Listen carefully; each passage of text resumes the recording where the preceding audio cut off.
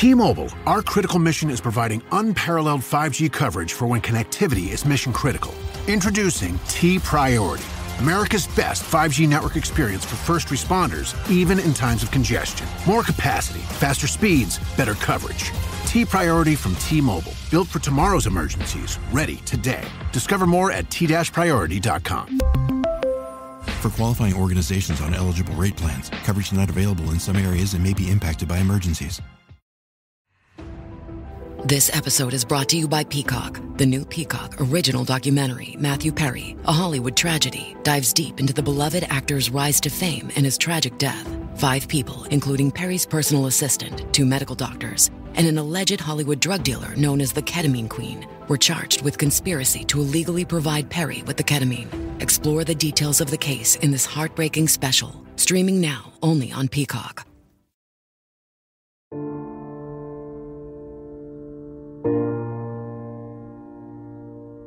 Será que um dia vai acontecer uma terceira guerra mundial? É possível existir paz em um cenário global? Essas são algumas perguntas que podemos nos fazer quando estudamos com mais atenção o que foi a Guerra Fria.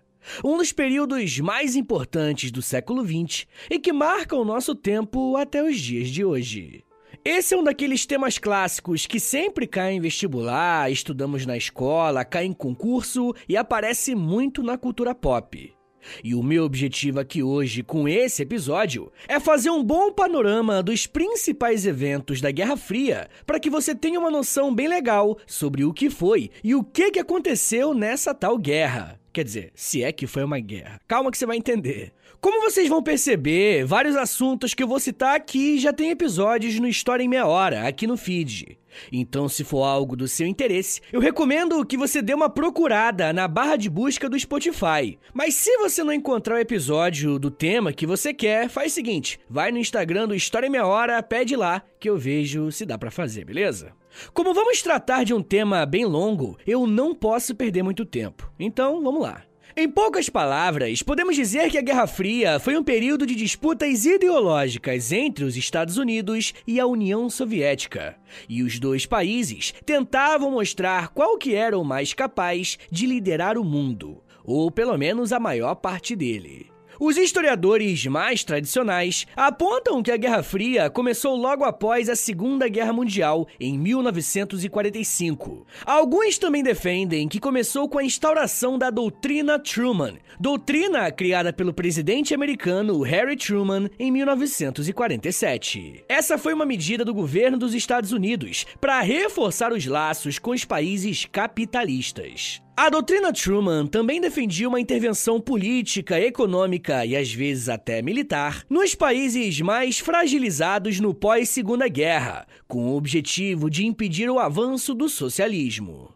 Existem ainda outros historiadores que vão dizer que a Guerra Fria começou bem antes, como é o caso do professor John L. Geddes, que defende a existência de uma guerra ideológica entre capitalistas e socialistas desde a Revolução Russa em 1917. De qualquer forma, é bem importante deixar claro que existe um debate sobre o início da Guerra Fria, beleza? Mas o que pouca gente discorda é que as coisas ficaram muito mais intensas em 1948, quando os Estados Unidos declararam que estavam dispostos a fornecer ajuda econômica e militar, especialmente através do Plano Marshall, que era um pacote de ajuda econômica para a reconstrução da Europa Ocidental. Assim como na doutrina Truman, o objetivo do Plano Marshall também era impedir o avanço do socialismo. Muita gente acha que a Guerra Fria foi uma questão puramente ideológica, mas ela teve a sua questão material também. Quando a Segunda Guerra Mundial estava acabando, em 1945, os aliados fizeram 2 conferências, uma em fevereiro e uma outra no meio do ano. Nessas conferências, os líderes dos países aliados se reuniram para dividir os territórios conquistados ou retomados com o final da guerra. Foi na Conferência de Yalta e na Conferência de Potsdam que a Alemanha e Berlim foram divididas em zonas de influência comandadas pelos vencedores do conflito. Mas nas próprias conferências já começou a dar muita confusão. Durante a Segunda Guerra, quem de fato derrotou a Alemanha e conquistou Berlim foram os soviéticos. E é claro, que contaram com a ajuda dos outros aliados depois do dia D. Mas é óbvio que os Estados Unidos e os seus aliados nunca deixariam que a capital alemã ficassem sob o controle de Stalin. Ficou decidido então que Berlim seria dividida em 4 zonas de influência: uma soviética, uma francesa, uma estadunidense e uma inglesa. O mundo soviético, que é o mundo oriental, a partir daquele momento estava oficialmente dividido do mundo capitalista, o mundo ocidental. Com essa divisão tão marcada, a Alemanha se tornou uma espécie de vitrine para essa disputa ideológica que surgiu entre os Estados Unidos e a União Soviética. Em 1948, os Estados Unidos, a Inglaterra e a França introduziram uma nova moeda na Alemanha Ocidental, o Deutschmark, que era considerado mais estável do que o antigo Reichsmark alemão. Também começaram a investir pesado no país, e especialmente em Berlim Ocidental. E se você estiver confuso com Berlim dividido, Alemanha dividido, deixa eu explicar um pouquinho melhor para vocês, tá? Presta atenção. A Alemanha foi dividida entre a Alemanha Ocidental, capitalista, e a Alemanha Oriental, a socialista. Até aí tá bem fácil de entender. O problema que deixa muita gente confusa com esse tema é que Berlim, a capital da Alemanha, ficava na região da Alemanha Oriental. Aliás, como fica até hoje. E é aí que vem o pulo do gato. Berlim, dentro da Alemanha Oriental, também era dividida entre Berlim Oriental e Berlim Ocidental. Então tinha metade de Berlim capitalista dentro da Alemanha Oriental. Eu recomendo bastante que você veja umas imagens sobre a divisão de Berlim e da Alemanha, porque fica bem mais claro de entender quando você tem um apoio visual, beleza? Mas enfim, gente, além do Plano Marshall, a capital alemã recebeu dinheiro e investimentos necessários para se tornar uma verdadeira vitrine do capitalismo. E isso levou a uma recuperação econômica alemã rápida e significativa. O que levou a União Soviética a temer revoltas e migrações em massa para a parte capitalista. Muita gente da Alemanha Oriental, de Berlim Oriental, estava migrando para a Alemanha Ocidental e principalmente para Berlim Ocidental. Como resposta, nesse mesmo ano, a União Soviética decidiu bloquear o acesso terrestre a Berlim Ocidental. Os Estados Unidos e os seus aliados responderam lançando uma operação de abastecimento aéreo, que forneceu mantimentos e suprimentos para a cidade vizinha por mais de um ano. O bloqueio de Berlim, em 1948, se tornou um dos primeiros grandes eventos da Guerra Fria, demonstrando o nível que seria essa briga ideológica e de propaganda que só cresceria. Mas existe um outro tópico muito importante envolvendo a Guerra Fria. E nesse caso, é o que permitiu esse conflito de ser frio. Na década de 40, os Estados Unidos conseguiram desenvolver o seu armamento nuclear, e ele foi colocado em prática em 1945 contra as cidades japonesas de Hiroshima e Nagasaki. Muitos historiadores apontam que não existia uma grande necessidade do lançamento dessas bombas, porque na Conferência de Yalta ficou acordado que a União Soviética já iria invadir o Japão. No episódio aqui no feed chamado Invasão Soviética à Manchúria, eu falo um pouco melhor sobre esse tema. Mas, de qualquer forma, quando as bombas nucleares foram lançadas em agosto de 1945, os Estados Unidos estavam passando um recado, principalmente um recado à União Soviética. Mas em 1949, a União Soviética consegue finalmente testar a sua primeira bomba atômica, tornando-se a segunda superpotência nuclear do mundo. Esse acontecimento aumentou a tensão entre os dois países, porque um eventual conflito entre essas duas nações poderia representar o fim da própria humanidade. Na prática, o que se viu foi um aumento da corrida armamentista em ambos os países. Como uma das respostas, os países europeus convidaram os Estados Unidos para ingressarem na Organização do Tratado do Atlântico Norte, a OTAN, em 1949. A OTAN nasceu como uma grande coalizão militar contra qualquer tentativa de invasão dos soviéticos. A origem da OTAN está intimamente ligada a um esforço de prevenir um crescimento militar da União Soviética. Também tem um episódio aqui no feed sobre a OTAN. Depois se ouve lá. E só fazendo um link com a atualidade, mesmo essa organização sendo criada para deter o avanço do socialismo na Europa, ela continuou existindo mesmo após a dissolução da União Soviética em 1991. Inclusive, essa é uma das principais justificativas usadas por Vladimir Putin, presidente da Rússia, para manter a guerra contra a Ucrânia nos últimos meses. E eu tô contando isso pra vocês só pra vocês perceberem como que estudar a Guerra Fria é fundamental pra você entender os conflitos de hoje.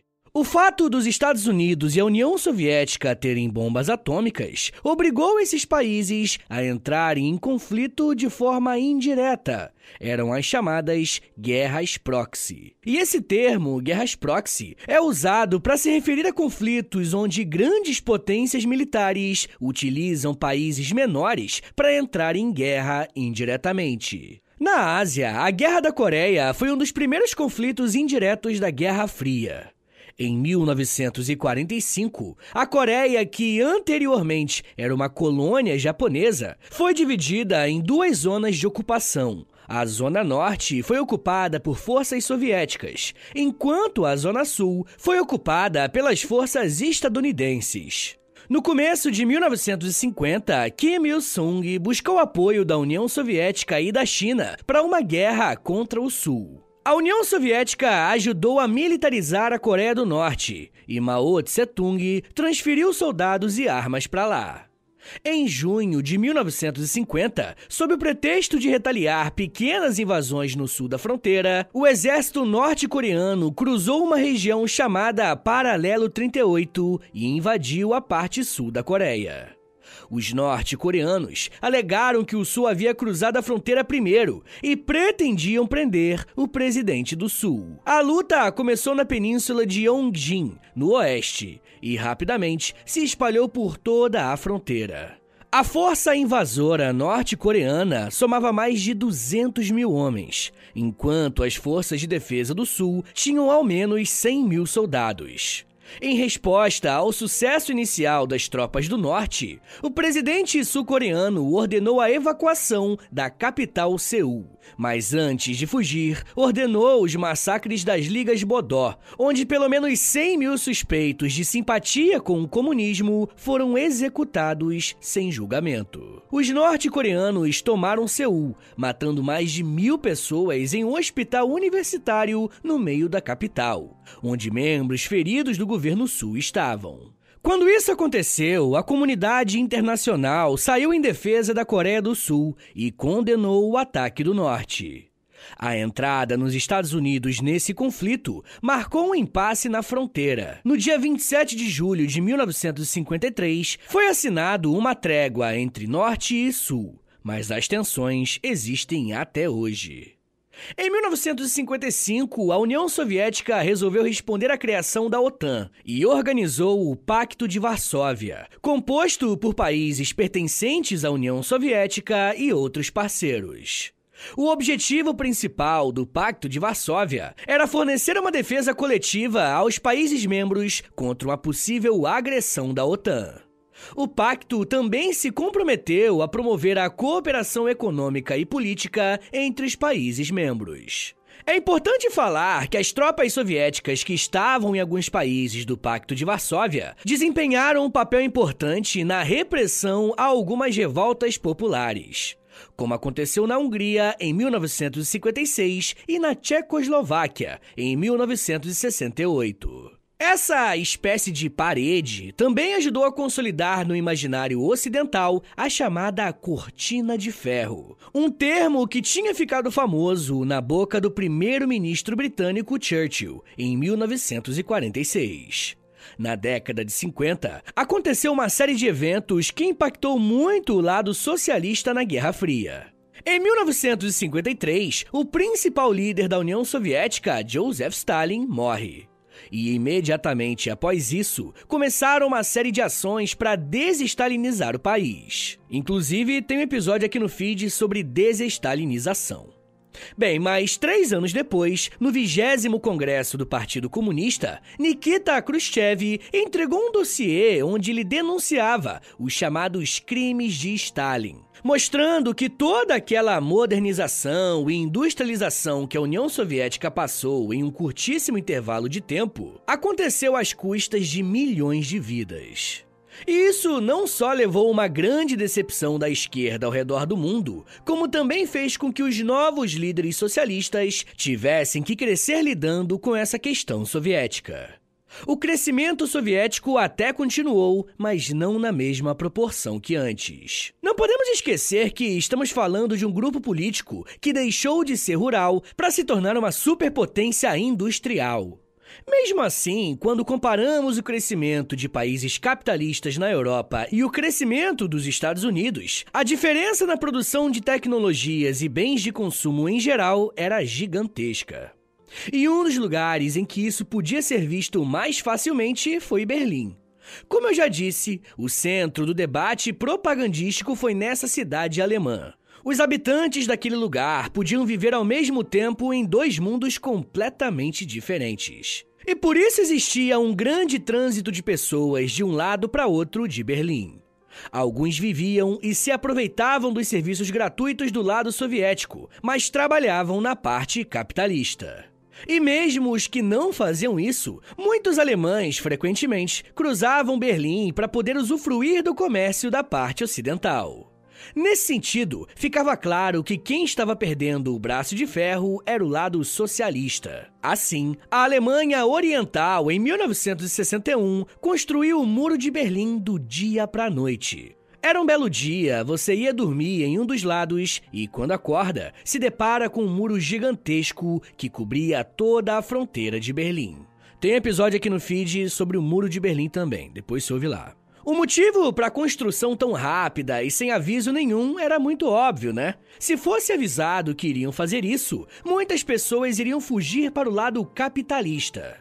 E com o impedimento do fluxo de pessoas entre a Alemanha Oriental e Ocidental, muitas pessoas que tinham famílias e amigos vivendo do outro lado foram impossibilitados de rever essas pessoas. E em muitos casos, essa separação durou até 1989, 28 anos mais tarde. Eu já quero falar mais sobre como que a Guerra Fria se desenrolou e como que ela chegou ao seu fim. Mas me dá um minutinho aí, tá, gente, que daqui a pouco a gente volta e eu falo um pouco mais sobre guerras, conflitos, derrotas, muros e lua. Segura aí, que é um minutinho só.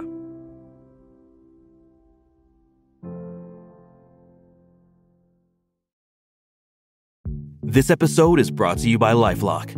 During tax season, your personal info travels to a lot of places. Between payroll, your tax consultant, and the IRS. If your W-2 gets exposed, that's just the ticket for identity thieves.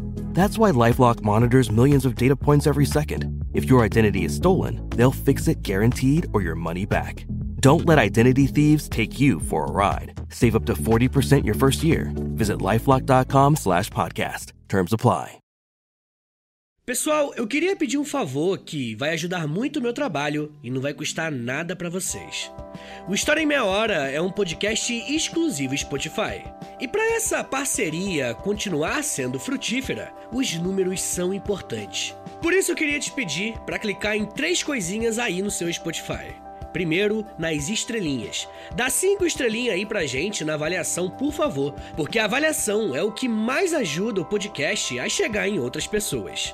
Segundo, já aproveita e clica em seguir. E se você quiser receber no seu celular um aviso de quando tem episódio novo, clica também no sininho. Mas claro, só se você quiser. Obrigado de coração pela ajuda e continue com o episódio.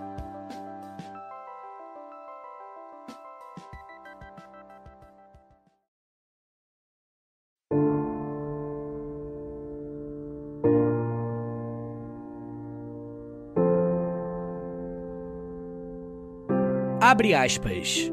Queridos americanos, com grande pesar e em necessário cumprimento do meu juramento presidencial, ordenei, e as Forças Aéreas Americanas realizaram operações militares baseadas somente no uso de armas convencionais para eliminar um enorme depósito de armas nucleares no território de Cuba.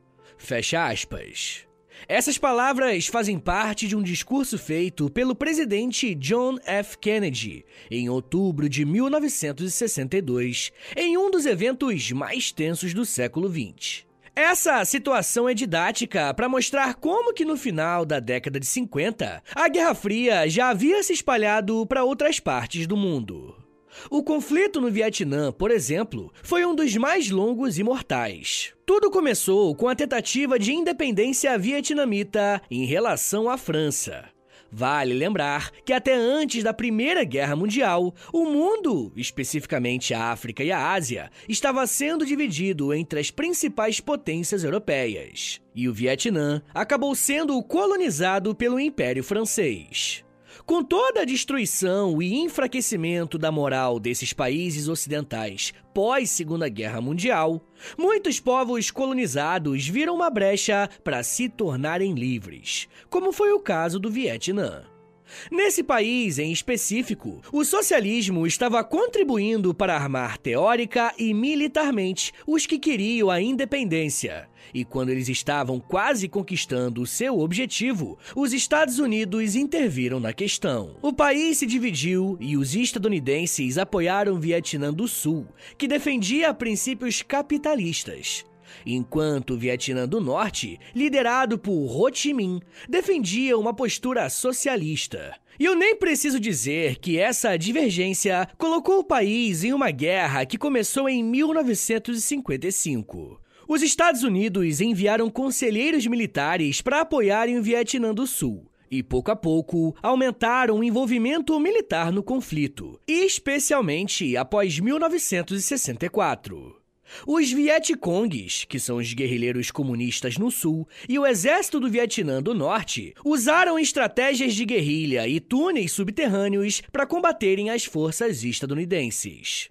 Essa guerra marcou a brutalidade dos Estados Unidos, que chegaram a usar armas químicas no conflito. Uma dessas armas era o napalm, que originalmente foi criado para eliminar pragas em plantações. Quando essa substância entrava em contato com a pele das pessoas, ela causava queimaduras seríssimas, que eram muito difíceis de serem tratadas. Essa arma, que ficou conhecida como o Agente Laranja, obviamente infringiu diversas leis contra a humanidade. Mas mesmo assim não foi impedida de ser usada pelos Estados Unidos. Apesar da brutalidade e desumanidade nas ações estadunidenses, quem estava ganhando essa guerra era o lado socialista, que era armado pela União Soviética e pela China. Mas o lado capitalista não admitia isso, porque seria muito humilhante que os Estados Unidos, o bastião do capitalismo e da liberdade econômica, perdesse uma guerra para o Vietnã, um pequeno país asiático. O boom econômico que os países capitalistas tiveram resultou na disseminação de diversos bens de consumo que eram extremamente raros até então. Um deles é a televisão, que passou a fazer parte da realidade dos países mais ricos. Foi essa mesma tecnologia que revolucionou a forma de disseminar e de receber informações. Até então, existia o rádio, que já era muito popular, junto com o jornal impresso. O jornal, nessa época, ainda era a principal forma de se informar sobre qualquer coisa que estava acontecendo no mundo. Uma vez que várias casas nos Estados Unidos tinham televisão, o que acontecia no Vietnã poderia ser reportado a esses lares. Essa mudança tecnológica mudou completamente a percepção da visão que os estadunidenses tinham sobre a guerra. Como consequência, surgiu um movimento de contracultura, que cresceu junto com a disseminação da TV. O movimento desempenhou um papel significativo como uma expressão de oposição à guerra e aos políticos tradicionais. Os jovens que faziam parte desse movimento questionavam os valores da sociedade, como o autoritarismo, o militarismo e o conservadorismo. Nos Estados Unidos, eles criticavam abertamente a guerra e o envolvimento do país no Vietnã, considerando-o desnecessário e até injusto. Muitos viam essa guerra como um exemplo de agressão imperialista. E é desse movimento que derivam os hippies, o Festival de Woodstock e a popularização da calça jeans, que era usada até então pelos mais pobres, e foi adotada pelos jovens mais ricos como forma de protesto ao modo de se comportar dos seus pais ricos. Além disso, a música popular, especialmente o rock, foi uma importante ferramenta de protesto. Letras de músicas e performance de artistas como Bob Dylan, Joan Baez, Creedence Clearwater Revival e John Lennon transmitiam mensagens anti-guerra. Tudo isso foi muito importante para que em 1973 os Estados Unidos se retirassem do Vietnã, mesmo sem terem assumido a derrota. Mas isso fez com que o Norte, ainda munido do poderio militar soviético e chinês, ganhasse a guerra, unificando o país. Vindo para a América, em 1959 ocorreu a derrubada do ditador cubano Fulgêncio Batista, após as forças revolucionárias, lideradas por Fidel Castro, conseguissem tomar o poder da ilha de Cuba. Até então, o país era basicamente uma zona de exploração dos Estados Unidos, onde aqueles que tinham dinheiro iam para consumir cassinos, que não eram legalizados nos Estados Unidos. Eles também iam para o turismo sexual e o tráfico de drogas que eles financiavam. Como era praticamente uma colônia e era muito próxima ao território dos Estados Unidos, houve várias tentativas de retomar o poder do país e expulsar os revolucionários. Não demorou muito tempo para que Fidel Castro se declarasse aliado da União Soviética, que reconheceu a parceria e prometeu defender a ilha caribenha. Essa aliança entre Cuba e a União Soviética fez com que o lado capitalista tivesse muito mais problemas, pois uma investida significaria o início de uma guerra direta entre as duas superpotências globais. Ainda na década de 60, chegamos ao ápice e o momento mais tenso de toda a Guerra Fria, a crise dos mísseis cubanos em 1962. Lembra da OTAN? Um dos países membros era a Turquia, que tinha uma localização privilegiada por ser próxima da União Soviética. Os Estados Unidos decidiram colocar mísseis nucleares apontados para o seu inimigo. E quando essa informação foi descoberta, os soviéticos decidiram fazer o mesmo e colocaram mísseis nucleares em Cuba. Só que, através de voos de reconhecimento aéreo, os Estados Unidos descobriram que os soviéticos estavam construindo bases de lançamento de mísseis nucleares em Cuba. E pode-se imaginar que isso enfureceu o presidente dos Estados Unidos, que na época era o John F. Kennedy. A proximidade de Cuba significava que, com os mísseis instalados, os soviéticos poderiam atacar a parte dos Estados Unidos que eles quisessem e quando quisessem. Esse contexto foi responsável pela maior proximidade da meia-noite que o relógio do fim do mundo já registrou. Esse relógio é uma representação simbólica que funciona em uma contagem regressiva. Quanto mais perto da meia-noite, mais perto o mundo está de acabar. Em um determinado momento, os Estados Unidos ameaçaram atacar as bases de mísseis em Cuba, enquanto a União Soviética alertava que qualquer ataque aos seus interesses resultaria em uma resposta militar. E isso tudo quase sobrou para o Brasil, que, questionado pelo Kennedy, resolveu se abster de condenar a União Soviética e defender uma saída diplomática para a situação. E claro, isso não agradou em nada os Estados Unidos. Kennedy convocou uma reunião de emergência com os seus conselheiros de segurança nacional para discutirem a situação. E após avaliar as opções disponíveis, Kennedy decidiu impor um bloqueio naval a Cuba para impedir que mais mísseis fossem transportados para a ilha. Finalmente, após 2 semanas de intensas negociações, Kennedy e Khrushchev chegaram a um acordo. Os Estados Unidos concordaram em não invadir Cuba e remover os seus mísseis nucleares da Turquia. E, em troca, a União Soviética concordou em retirar os mísseis de Cuba. E por isso que você tá aqui hoje, o mundo não acabou. Tem um episódio aqui no feed sobre a crise dos mísseis e outro sobre o John F. Kennedy. Eu acho que é um ótimo complemento ao que você ouviu até agora. Mas ainda pensando na América, a Guerra Fria se mostrou um espaço de disputas entre os Estados Unidos e a União Soviética, mas através do apoio de guerrilhas ou ditaduras. Praticamente todo o país da América Latina passou por uma ditadura militar entre as décadas de 60, 70 e 80. Em todas essas ditaduras, existiu o apoio e o financiamento dos Estados Unidos para impedir que a América tivesse o mesmo caminho de Cuba. E como eu já conversei algumas vezes aqui no podcast, o que aconteceu no Brasil entre 64 e 85, período da ditadura militar, tem tudo a ver com a Guerra Fria. Tem um episódio aqui no feed chamado Operação Condor, onde eu explico melhor do que eu tô falando. Também tem outro chamado Estados Unidos no Golpe de 64. Eu recomendo que você ouça os dois. Um outro importante fator de disputa entre as duas superpotências era a tecnologia espacial. Esse embate, que ficou conhecido como Corrida Espacial, começou no final da década de 50 e por um período foi extremamente acirrado. Quem deu início a tudo isso foi a União Soviética, ao lançar o satélite Sputnik 1, que foi o primeiro objeto artificial a orbitar a Terra, no dia 4 de outubro de 1957.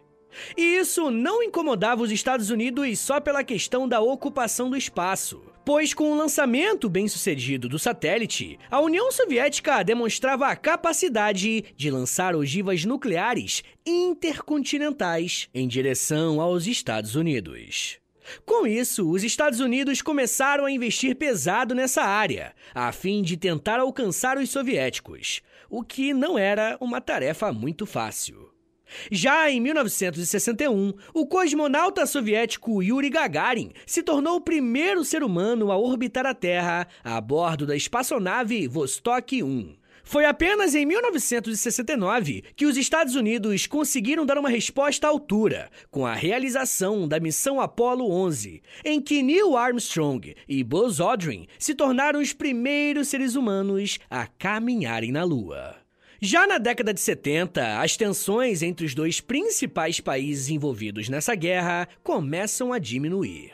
Em 1972, os Estados Unidos e a União Soviética assinaram o Tratado de Limitação de Armas Estratégicas, o SALT. Um acordo que limitava o número de armas nucleares que cada país poderia possuir.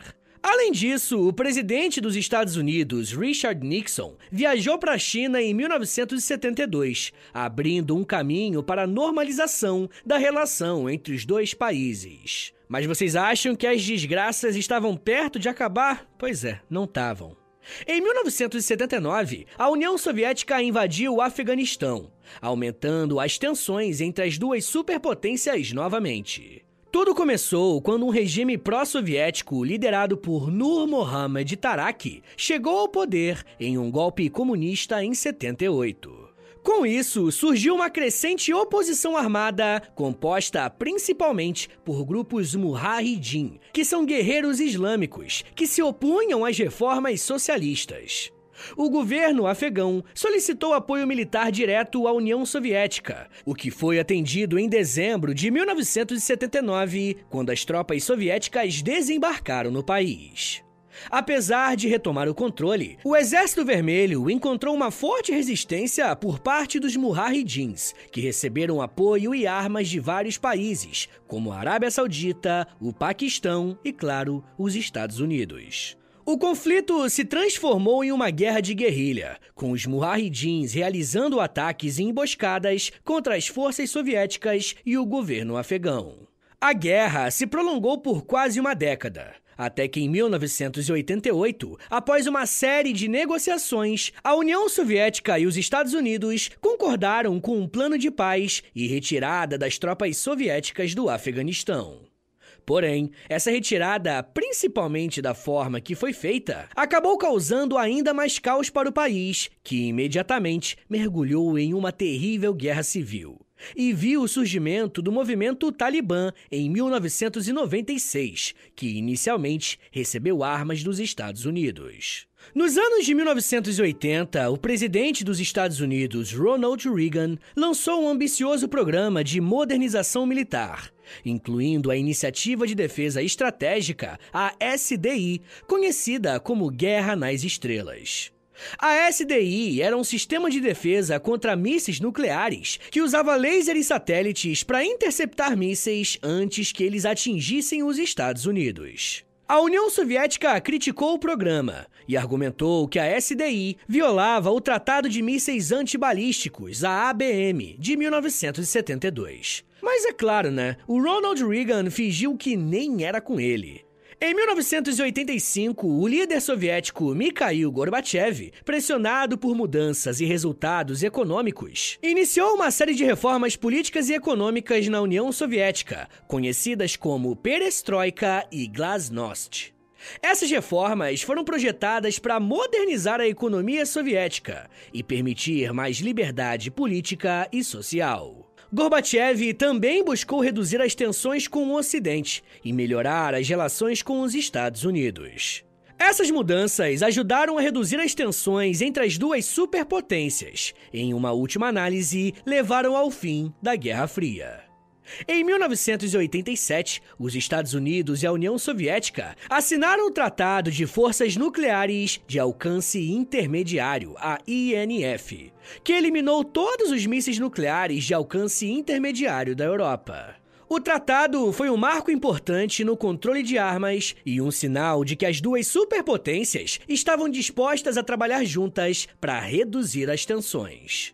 Com o enfraquecimento cada vez maior da economia soviética, Berlim Oriental foi o marco de uma das derrotas mais simbólicas do socialismo.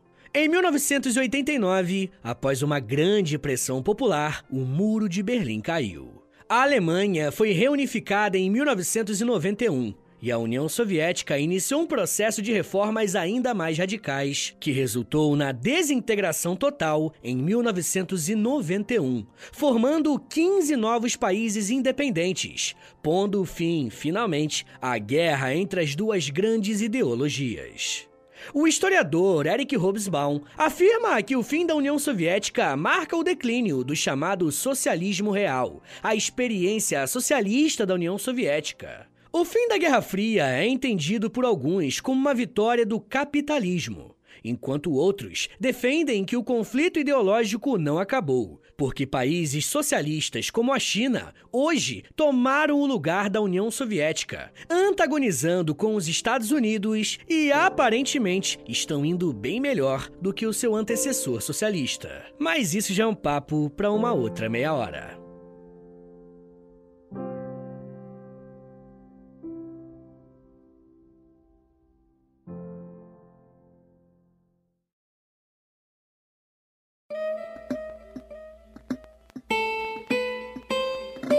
Senhores, muito obrigado por ter vindo até aqui. Meu nome é Vitor Soares, eu sou professor de História e você acabou de ouvir o História em Meia Hora. Rapaziada, eu gosto muito de fazer esses episódios mais geralzões, tá ligado? Esses temas mais clássicos de história. Eu tentei condensar, os principais acontecimentos que marcaram a Guerra Fria como um todo, mas é óbvio que muita coisa ficou de fora. Eu acho que é impossível fazer isso em meia hora e esse aqui eu até passei um pouquinho. Mas de qualquer forma, faz o seguinte, se você gostou desse episódio, se você quer mais episódios como esse, compartilha esse episódio aqui com a rapaziada, posta no grupo do WhatsApp do futebol, no grupo do condomínio, ninguém vai entender nada, do nada, Guerra Fria. O pessoal tava falando do Botafogo em primeiro lugar no Brasileirão, dane-se, Guerra Fria. Mas, gente, compartilha aí. Você pode postar nos stories também do Instagram, e aí você me marca no @História em Meia Hora, ou você também pode postar lá no Twitter, e aí você me marca no @H30podcast.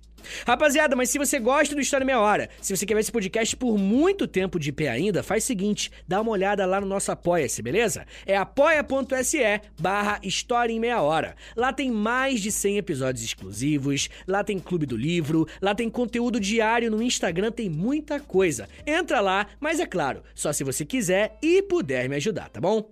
Lembrando que o História em Meia Hora tem um Pix, tá? O meu Pix e o meu contato é historiaemmeiahora@gmail.com e qualquer valor é mais do que bem-vindo, tá bom? Lembrando também que o História em Meia Hora tem parceria com a loja, tá bom? As nossas camisetas, blusão, moletom, tem Raglan, tem vários produtos bem legais lá na loja.com.br. É LOLJA, loja.com.br. Você digita História em Meia Hora que você vai conhecer a nossa lojinha com vários e vários produtos originais, tá bom? Só tem lá e é tudo muito bonito, umas estampas de história engraçadinha, tá ligado? E também ajuda o meu trabalho quando você compra um produto nosso lá, tá bom? Rapaziada, uma outra coisa que eu vou te pedir, e isso aqui não custa nada, custa 1 minutinho na tua vida, é o seguinte, vai no nosso perfil aí do História em Meia Hora no Spotify, clica em 5 estrelinhas na avaliação, depois você clica em seguir e por último clica no sininho, porque o sininho vai enviar uma notificação pro seu celular, o Spotify faz isso, avisando que tem episódio novo do História em Meia Hora, tá bom? Rapaziada, também quero te convidar a conhecer os outros podcasts educativos em meia hora, beleza? Toda segunda-feira tem Geografia em Meia Hora, toda terça-feira tem o Português em Meia Hora, quarta-feira é dia de História em Meia Hora, como você já sabe, quinta-feira é dia de Inglês em Meia Hora, sexta é dia de Biologia em Meia Hora e sábado, Astronomia em Meia Hora e mais um História em Meia Hora de bônus, tá bom? Então é isso, gente, me siga nas redes sociais, é @Prof. Vitor Soares no Twitter, no Instagram e no TikTok. Tô sempre no TikTok fazendo os conteúdos educativos lá também, tá bom? É isso, gente, muito obrigado, um beijo, até semana que vem! E valeu!